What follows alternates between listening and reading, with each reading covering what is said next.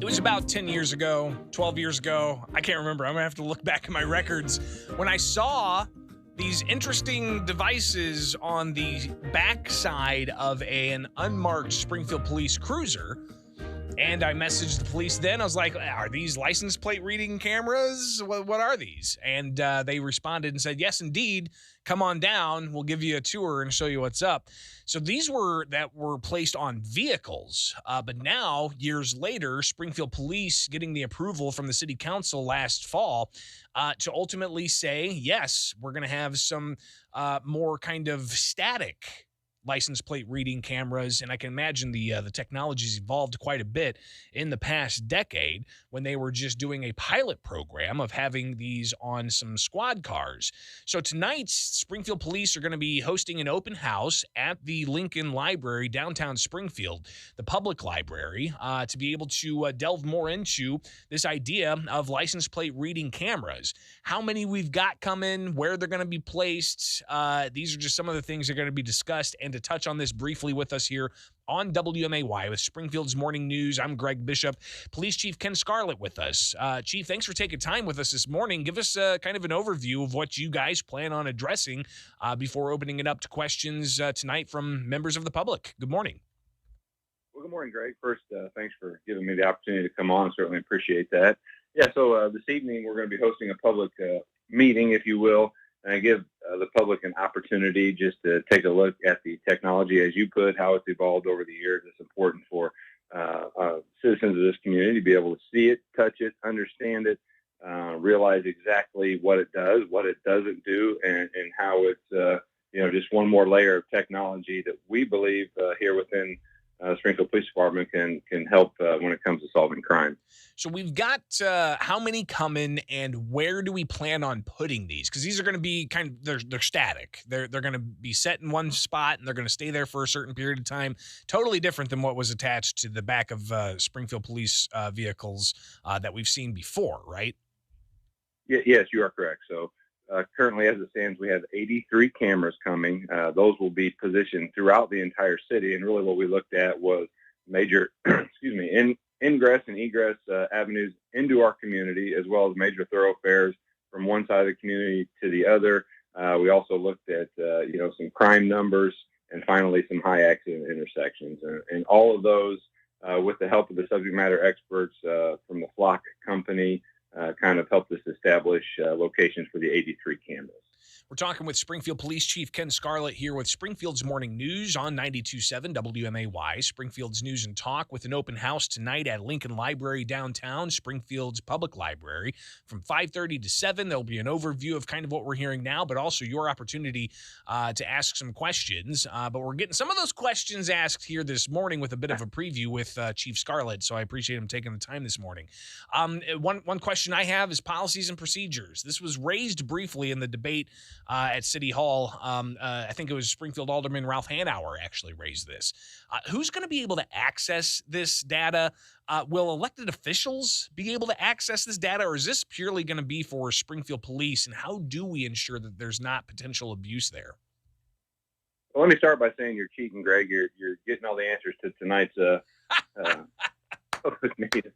No, I appreciate the questions, and those are questions I expect to answer tonight. So, our policy we crafted after having reviewed several other cities' policy. Our policy has been vetted through the ACLU. We believe it's pretty robust and covers everything that we need as far as how it can be used, when it can be used, who can access it. This is not something that public officials have access to. This is similar to LEADS data, law enforcement agency data system. Information that law enforcement already has access to. It's law enforcement specific. So again, only those that operate in the law enforcement industry have access to it. And these aren't like speed cameras, right? This is merely just to kind of capture a license plate that could possibly be a suspect vehicle leaving a crime scene type of thing. Is that right? From my understanding, this is not going to be used for enforcement beyond just that. You are correct. And that's, those are some of the rumors that I've heard. And I appreciate the opportunity to kind of get our message out. These are not red light running cameras. These are not speed cameras. These are not used for city ordinance violations. These are not used for anything other than law enforcement purposes. as far as crime solvability and that sort of thing. Do we know how long data is going to be kept in these databases? So the minimum or the let's see how I want to say this. It's a 30-day retention period. That's for all data. If it's not saved beyond that, then it will fall off after 30 days. In the event that our detectives begin to put a case together for specific follow-up, and then that information can be retained later. But that's specific to certain cases. We're talking with Police Chief Ken Scarlett, Springfield Police Department, again tonight at Lincoln Library, the city's public library, from 5:30 to 7, an open house to talk more about license plate reading cameras. This technology is pretty amazing, Chief. The way it can network with not just all the Springfield cameras, but you guys are also going to be able to access camera data from other areas that are using the company Flock, the company behind these particular cameras that the city of Springfield owns. So talk a bit about that and just how this, in combination with even, people with the voluntary notification to law enforcement that they have surveillance cameras or Ring doorbell cameras. I mean, this type of technology is going to help you guys narrow down and find suspects to some pretty heinous crimes. Is that right? Oh, absolutely. And that's what it's all about, becoming more efficient at our job. And to your point, this is not, brand new cutting edge technology. This has been around for a while. So as Springfield jumps on board with the LPRs, numerous other communities here locally already have the technology or are in the process. And it becomes sort of a sharing network, if you will, as far as information.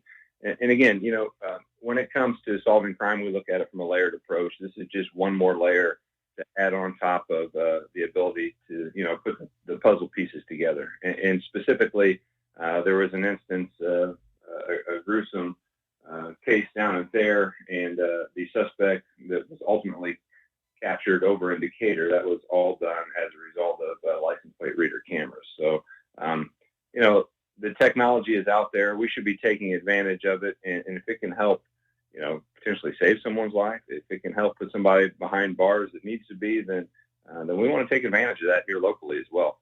Springfield Police Chief Ken Scarlett, greatly appreciate you taking the time, and a public thank you for accepting the interview request. I think I sent out the initial request via text at like 5 o'clock this morning. So I appreciate you last minute joining us and finding some time in your schedule, and we'll definitely connect again soon, all right?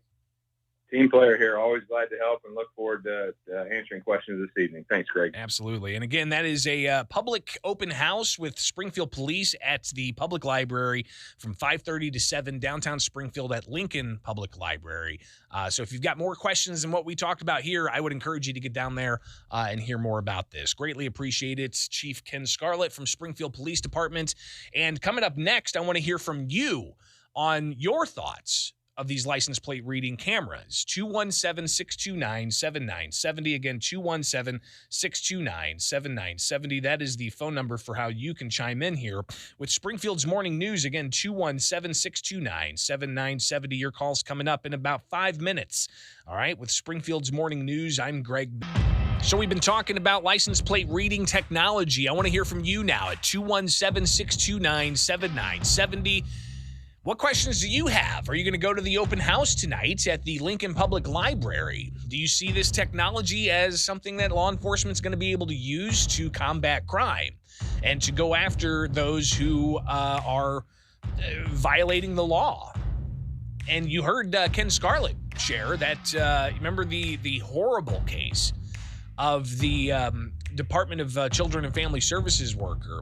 I believe that's the case he was talking about, where a brutal scene down in Thayer, ultimately the suspect being found in Decatur, saying that license plate reading cameras assisted in that quick apprehension.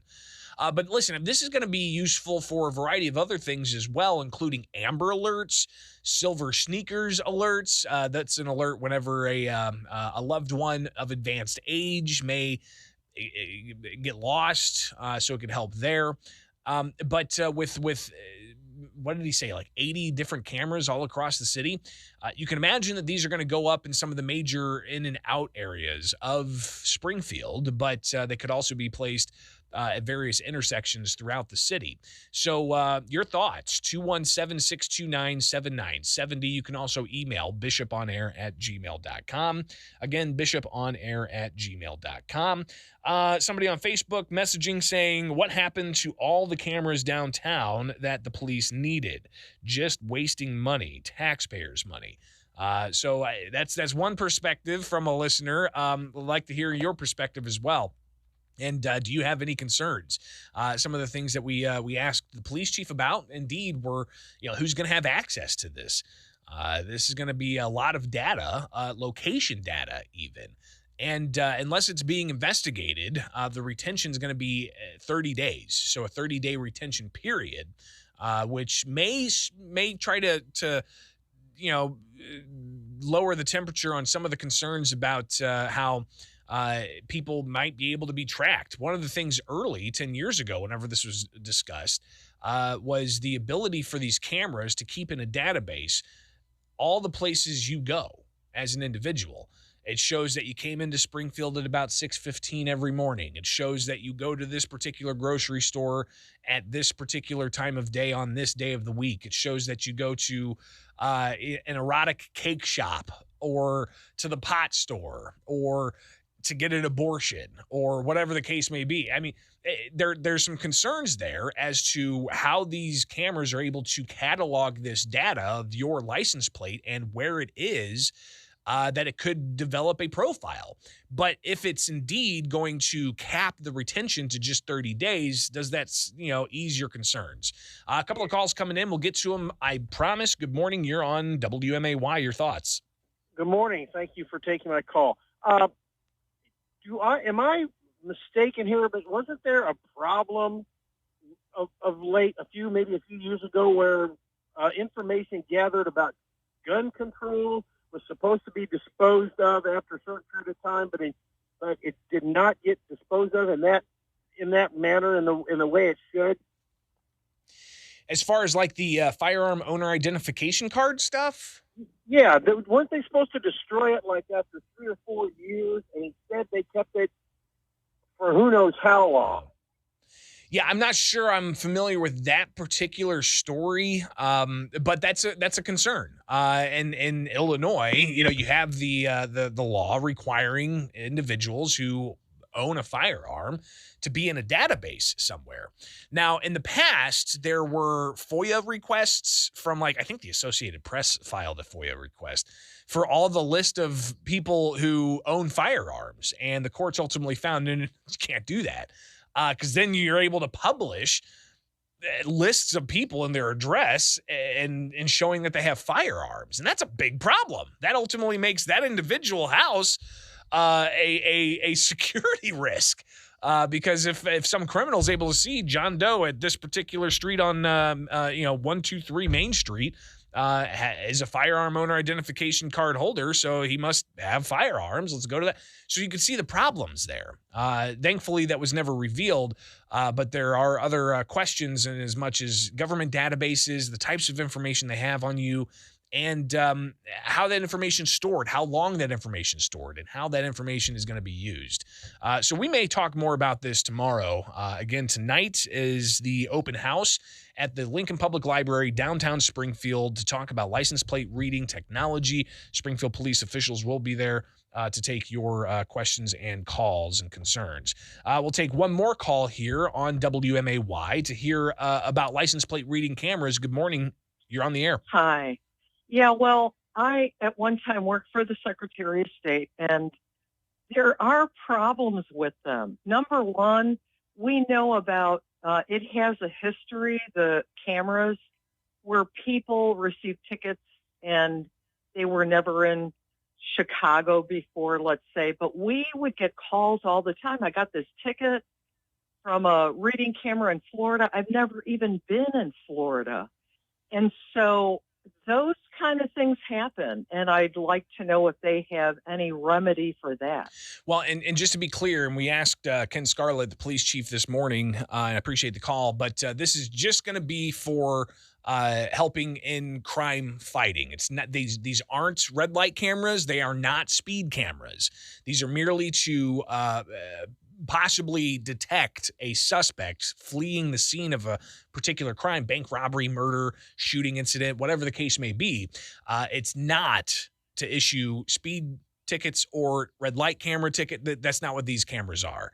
I don't know if that answers your question, but if you've got more questions, get to the Lincoln Library tonight. All right, 5:30 to 7, downtown Springfield, the public library, where you can hear more about this. Surely we'll talk more about it in the future. Appreciate all the calls, and again, appreciate Police Chief Ken Scarlett joining us earlier this morning. If you missed that, just rewind this video or check out the podcast a little bit later on. All right, it is Springfield's Morning News. I'm